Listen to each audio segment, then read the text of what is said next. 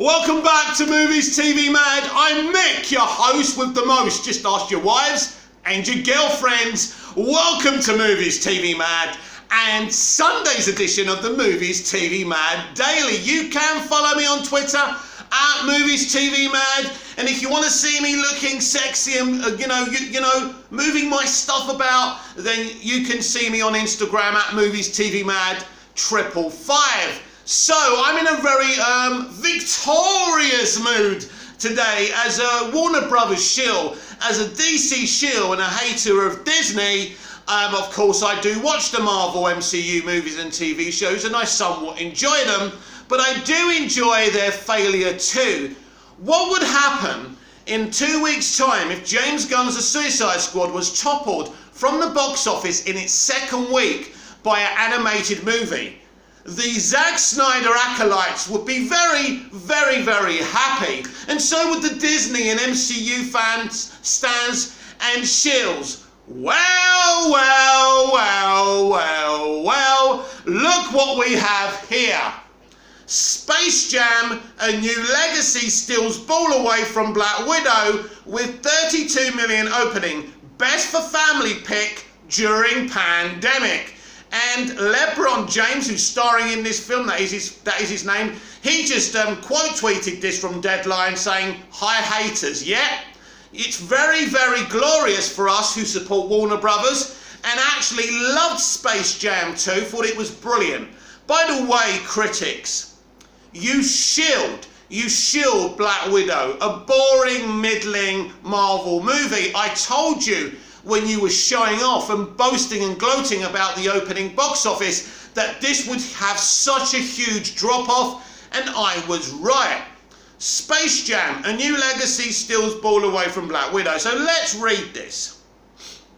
Saturday AM update. Warner Brothers' long-awaited sequel to the 25-year-old family classic Space Jam, A New Legacy, had a 4-point shot at the box office yesterday with a 13.1 million at 3,965 theatres for what will be a 32 million opening weekend.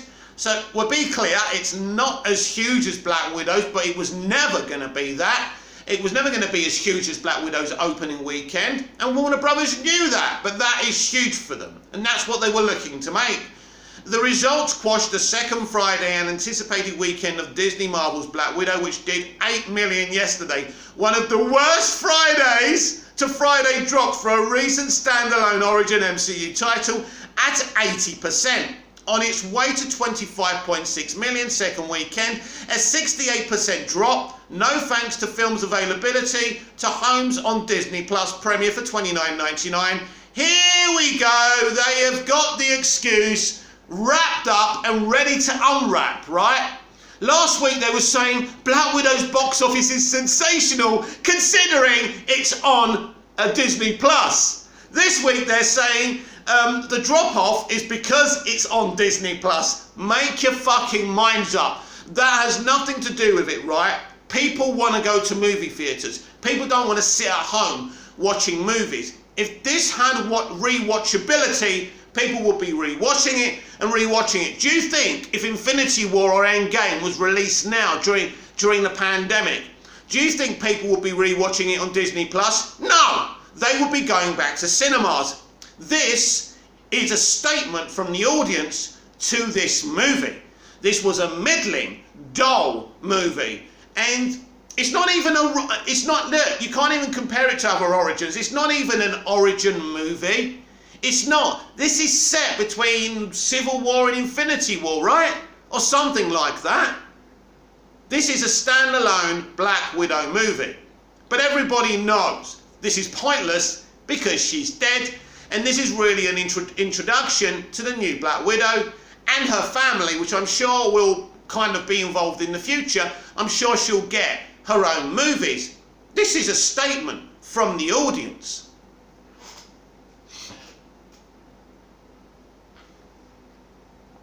No thanks to the film's availability on homes on Disney Plus. Premiere for $29.99. If you think it's unfair to comp Black Widow to pre-pandemic MCU origin films, well then know that her drop is even steeper than the second Fridays of F9, 72%, And A Quiet Place Part 2, 68%. By the end of the weekend, Black Widow will count 131.3 million at the domestic box office. The total weekend box office looks to come in around 93 million, off 22% from the last weekend's pandemic weekend high of 118.46 million. While a notable take for the pandemic, we're still behind 65% when compared to weekend 29 of 2019, which overall grossed 263.8 million. That's when Disney rebuilt The Lion King opened, with Canada's Ontario reopening 70% of its theatres with capacity restrictions. Yesterday, the number of 5,088 domestic cinemas in operation currently resides at 83%. That's a lot of movie theatres in the US. That means not many are shut. 83%. You can't blame the pandemic. You can't blame it being available on Disney Plus. Look, you can't blame it last week for Disney Plus, can you? They all went to see it because they hadn't seen it. So an opener isn't a judgment of the quality of a film, an opening weekend, because you haven't seen it yet, right? But the following weekend, if a film has no rewatchability, this is the kind of drop-off it's going to get. Do you remember how little the drop-off was for Joker movie? Do you remember the disaster that was Birds of Prey? This is what happens. And this is not good for the beginning of Kevin Feige and Marvel Studios Phase 4. Space Jam: A New Legacy's opening reps the biggest for Warner Brothers during the pandemic, besting Godzilla vs. Kong, free day of 28.2 million, and the best opening for a family movie. The pick is also available day and date in homes on HBO Max. Now, what's going to be very interesting next week is, will people come back to watch this even though it's on HBO Max? Because this pretty much destroys the defense of Black Widow's terrible second week. It also reps the biggest opening for director Malcolm D. Lee, outstripping the 31 million debut of Girls Trip, and also the filmmaker's third film to open at number 1. The sequel's opening easily beats the 27.5 million opening of Space Jam, not accounting for inflation, which ended its domestic run at 90.4 million. Still very good for that type of movie, by the way, even today. Space Jam: A New Legacy received an... Listen to this is hilarious, right? Critics hated this movie. New Legacy received an A- cinema score, the same grade as the first 1996 movie, and saw a bulk of walk-up business last night, especially from teens indicative of movie-going for the first Lego movie. Wow, this is going to be a big hit. Which played beyond its family demo. Wow. Huge turnout by African Americans at 36%, Latino 23%, Caucasian 32%, and Asians another 9%. In ComScore Screen Engine post-talk exit, Space Jam: A New Legacy overperformed in the East and South, but the West was the most dominant territory. Premium large format screens drove 4% of business. I understand. Yeah, here it is. This is hilarious. This is LeBron James. Hi, haters. Oh, this is just brilliant. I love you, LeBron. I've never watched you play sport. I don't really know who you are, but I love you already. You see what happens when you're a fucking ill-wisher. You see what happens when you wish harm on people and things not to do well. Ill-wishers never prosper. On CinemaScore exits, those under 18 gave Space Jam: A New Legacy a solid A, while those under 35 gave it an A-, along with under 25 demo males 53% and females 47% gave the lead directed sequel an A-. Post-track exits were less brighter than CinemaScore, showing 78% in the top 2 boxes and 58% recommend, though kids under 12 gave it an 84% positive with a 70% recommend. Post-track makeup show 58% guys, 60% under 25 with 48% under 17. Critics aren't so hot on Space Jam. That's what makes this so fucking beautiful, doesn't it? Space Jam: A New Legacy at 31% rotten, but that's not impacting the box office. So when you're rotten, right, but you're not impacting the box office, it doesn't matter a shit, because it's all about the fucking money to the studios, as it should. We'll go on to the Snyder fans, some Snyder fans, and Snyder himself, not understanding that movie studios are in fact a fucking business and not a charity. Sony's escape room, we don't care about that because that's not the point I'm trying to make. But basically, listen, this is a great result. Now let's talk about the Rotten Tomatoes, 31%, making it rotten. And let's talk about, can a film like this really be analysed like a normal film can be analysed? No. Basically, critics didn't like this film because it pretty much advertises most of the WB IP. Now, let's be honest about it, the Marvel Cinematic Universe pretty much advertises the whole of Marvel Studios, doesn't it? No one's voting them down for that. Of course they're not. Listen, it's fun for kids to see other cartoon characters, other films being advertised in this film, but in a fun way. Warner Brothers are trying to say, hey, Warner Brothers is a fun place. We've got lots of IPs. There's nothing wrong with that. I don't think it is. And I thought that element of the film was absolutely fantastic. Listen, do you want to be entertained? Do you want to be entertained? As Russell Crowe would say in Gladiator Maximus.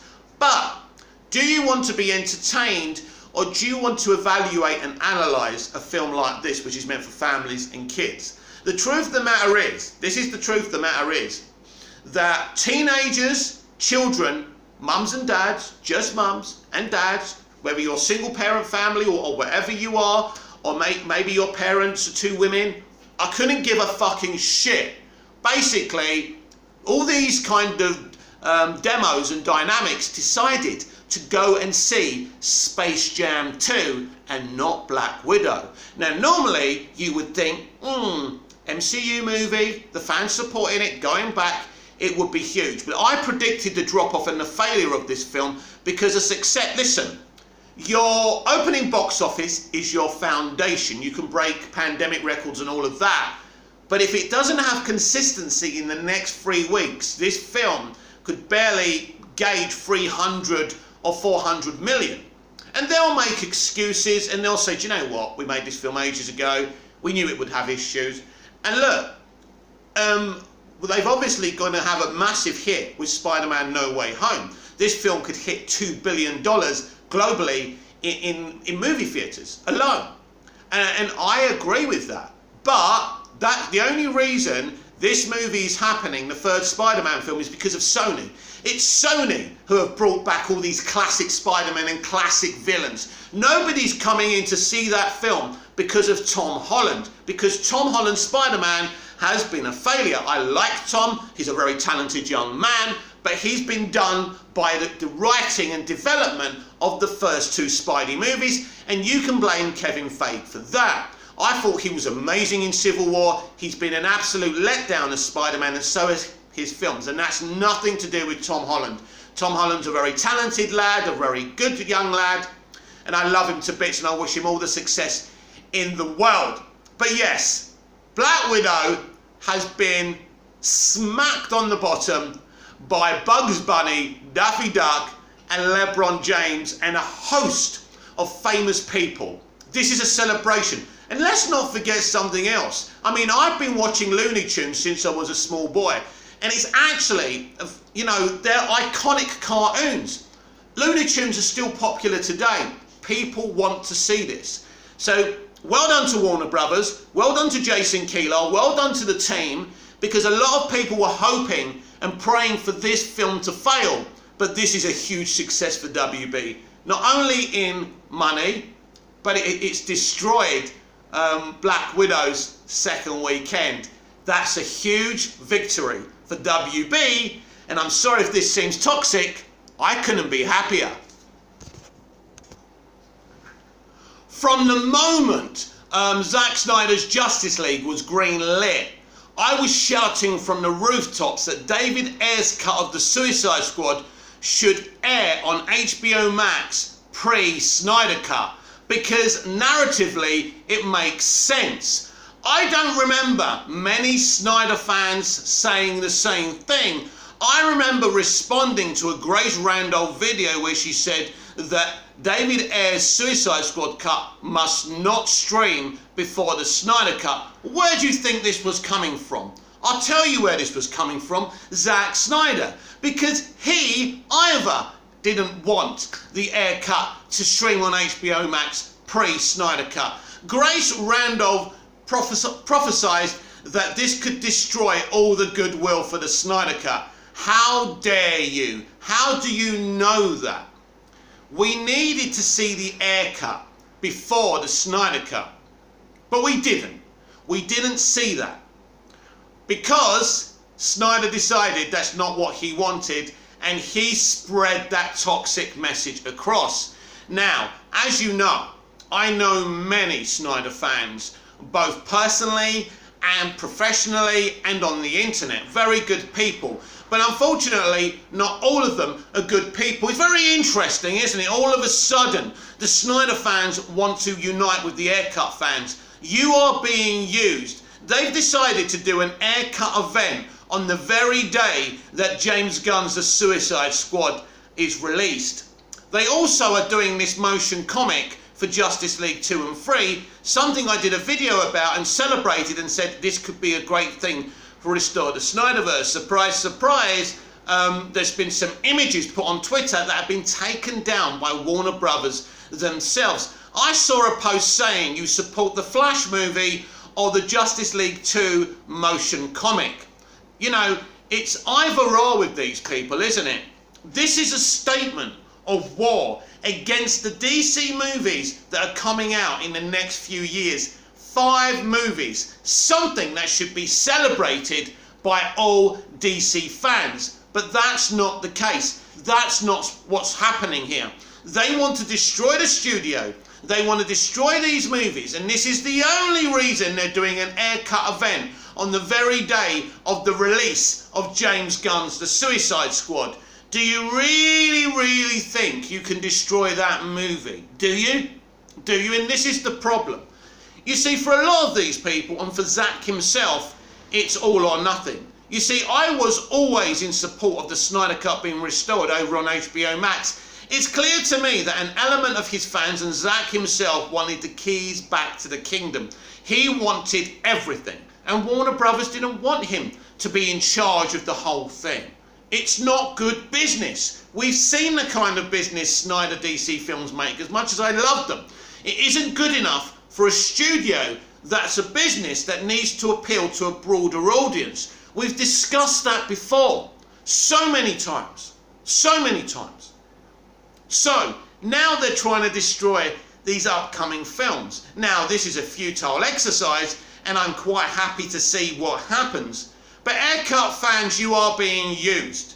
They didn't support you when you were fighting for the Air Cut to be streamed on HBO Max pre the Snyder Cut. But now it serves their toxic purposes to try and destroy James Gunn's The Suicide Squad.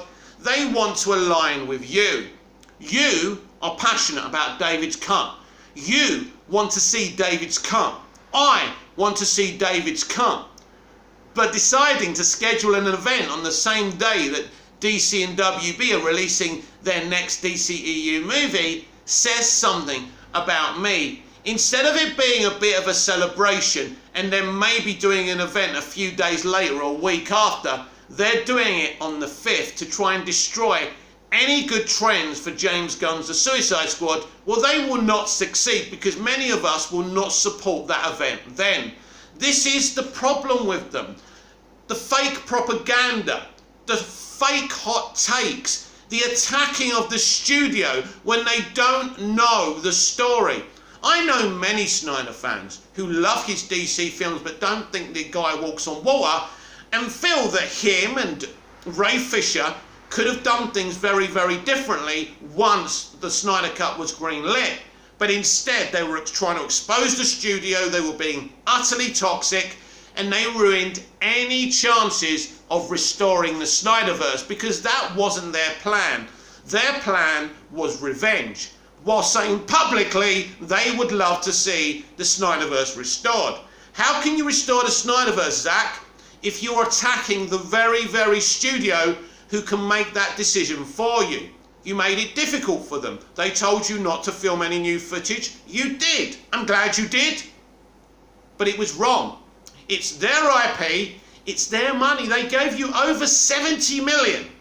But there's some Snyder fans who really don't get it. And I'm muting a lot of these people now because I have had enough of my timeline being full of this toxicity against the studio and against these future DC movies. Some of the attacks are so unwarranted. And WB have had enough as well. So you have started a war. This is not how you persuade a studio to give you what you want. You actually believe the reason the Snyder Cut was greenlit is because of what you did. It wasn't. They saw, of course, what you were doing and the support that Zack had for that movie being released. Basically, the only reason the Snyder Cut was released is because they were in a pandemic and they needed something huge to launch HBO Max with. And it worked for them, even though they're not publicising the great success of the Snyder Cut. But that's because Zack, Ray, and a lot of you waged war with the studio. This didn't have to be this way. You made it this way. You are driving a lot of people away from the movement because you're all or nothing. It's either Zack or nothing. And that isn't going to work. Zack Snyder invented this. Zack Snyder invented that. Zack Snyder didn't invent DC. He made some very good DC movies that were good for a certain element of the audience, not for the broader audience. The studio know this. The studio launched a DC cinematic universe that didn't work out in its inception because of some of the things Snyder was doing within the films. I enjoy those films, but we have to be honest. So now they're doing a multiverse strategy. They're rebooting the universe to try and bring the broader audience into the game. It's what they need. And at the end of the day, people who don't get that, who truly believe that they can destroy the success of these future movies, these movies are going to hit hard. They're going to be successful. One of these Snyder acolytes said yesterday, why is nobody talking about James Gunn's The Suicide Squad the way they were talking about David Ayer's Suicide Squad? This is one of the grossest lies ever put upon any geek or any nerd. We're all talking about James Gunn's The Suicide Squad. It is trending. Oh, they said something else, that pre-ticket sales have failed. This again is a lie. I don't know how much this film's going to make. I predicted it on a video yesterday on this very channel, around 500 million, which will be a great success during the pandemic and with the day and date release on HBO Max. Who knows what it's going to make, but that's what I foresee happening. People are very excited. Real DC fans are really excited. So you can keep on spreading your fake propaganda, but it's simply not going to work. So with WB destroying Black Widow's second weekend, and we can call Black Widow a failure for that very reason now, is the MCU done? Are people done with the MCU? No. I'm on the internet all the time. I speak to geeks and nerds. The hunger and appetite for the MCU is higher than it's ever been. There's no question about that. The problem is with Kevin Feige and with what he's doing. Now, I've noticed this since WandaVision and Falcon and the Winter Soldier, and especially with Loki. There's so much time wasting done. They're giving you so very little. So when you get to the movies, you expect something huge. You didn't get something huge with Black Widow. You got something very middling, something very bland and uninteresting. It was okay at times, but at the end of the day, this film was never going to be the big box office success everyone wanted it to be or expected it to be. That was obvious. And you have to look at the Loki series finale as well. This was a very underwhelming, middling finale. Performances were great, it was solidly written, but you literally had Kang sitting on a throne giving you a paint-by-numbers explanation of the multiverse. In terms of the multiverse, Feige thinks you, the MCU fans and the broader audience, are too stupid to understand the concept of the multiverse on your own. That's why you're getting the animated one. What's that? What's it called? What's it called? I forgot now. They're doing an animated series, aren't they? And it's pretty much, you know, looking at taking these MCU characters. What if? It's what if, isn't it? Yeah. This is again a paint-by-numbers explanation of the MCU multiverse strategy. What if is going to put these MCU characters in different positions than they actually are.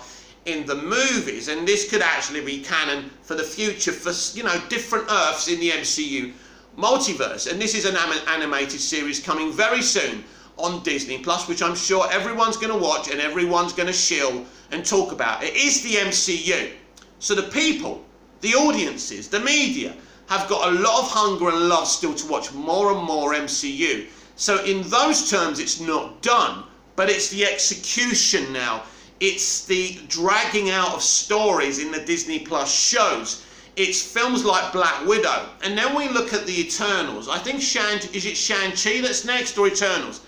Eternals is an interesting movie. It certainly doesn't stir the palate for the broader audience. Eternals is the kind of movie that die-hard MCU comic book fans will go in their droves to. It will get a very strong opening weekend.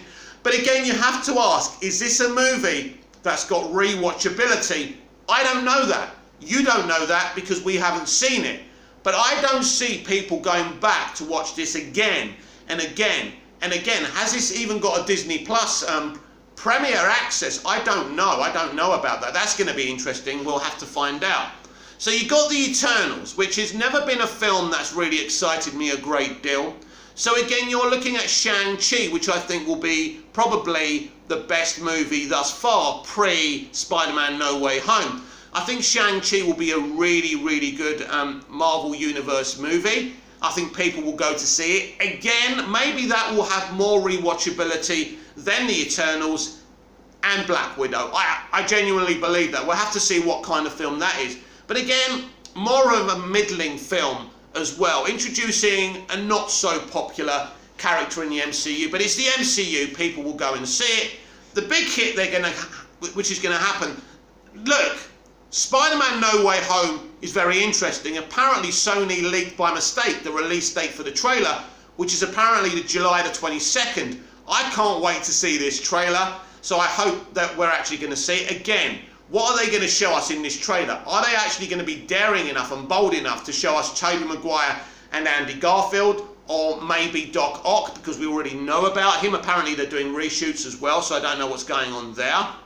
But everyone does reshoots these days. So Spider-Man No Way Home is a reaction from Sony. It's Sony that's pushing this movie. You know, Spider-Man is still Sony's character. They're just allowing the MCU to involve themselves with their Spider-Man. Simple as that. Now, Feige was very much in charge of the narrative of what happened in Civil War and Spider-Man Homecoming and Spider-Man Far From Home. But this really is being more driven by Sony, because when they saw the success of Spideyverse, or whatever they called it, the animated one with multiple Spider-Man, you know, they did kind of multiversal characters in it, really good, really worked out well for them. Sony said, fuck this, we're doing this in live action.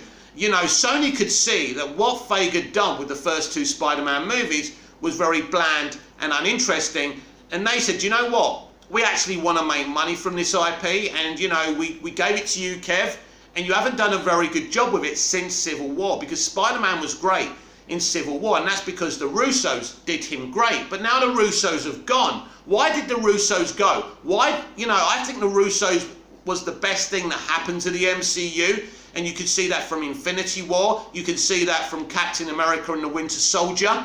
Endgame, I don't like it so much, but I think Infinity War and Captain America and the Winter Soldier is sensational stuff, and the Russos can definitely, you know, accept the plaudits they get for those movies. So Sony stepped in and said, you know what, we're going to do something big here, and I think it's the right decision. It's sad for Tom Holland, because everyone's coming in to see this film for every reason but Tom Holland and Zendaya. You know, let's be honest about it. The excitement isn't for Zendaya and it isn't for Tom Holland. Because at the end of the day, Zendaya was the wrong piece of casting for MJ, and we all know why she was cast, and I don't really need to go into that. When you've got someone like Kirsten Dunst, a 6-foot, beautiful, stunning, talented actor, you know, it's a different situation, and you can call me whatever you want. You know, everything under the sun for me saying that. I'm just speaking the truth, and we all know that. And when you've got Emma Stone as I forgot what love interest she is, and she's more than a love interest, of course. But Emma Stone and Kirsten Dunst are just, you know, on another fucking level. Real actors with a real screen presence. Zendaya doesn't have a good screen presence. I'm sorry. She has no chemistry with Tom Holland. It simply doesn't work. So Sony said, fuck this shit. We're going to do something huge here. And surprise, surprise, Sam Raimi is doing a Doctor Strange in the Multiverse of Madness. That's the only way they were allowed to do this, because obviously they wanted Toby. Toby would not have come in without, you know, the permission of Sam Raimi. It's a shame Sam Raimi's not actually directing this film. Then I'd be really excited for it. But here's the thing, we're all predicting massive things for Spider-Man No Way Home, but it has to be a good movie. And pretty much I think it's the same people who worked on the other two movies. So this is going to be interesting now. Very, very interesting. It's the same kind of queries I have over the Flash movie. I'm very excited. I think Andy Muschietti is a great director, and I'm excited about what he's doing. But we do know that Christina Hodgson wrote the script and the story for this movie. And so that concerns me a great deal, seeing the other stuff she's done. But according to Andy, she's done a great job, but of course he would say that. So we're going to have to wait and see if my concerns are right about that movie. Don't get me wrong, I'm very excited for the Flash movie. I think it's going to be awesome. It's going to be as big an event as Spider-Man No Way Home, because pretty much they're doing the same thing. So it's exciting. And we saw some leaked pictures yesterday, as I spoke about in one of my videos yesterday.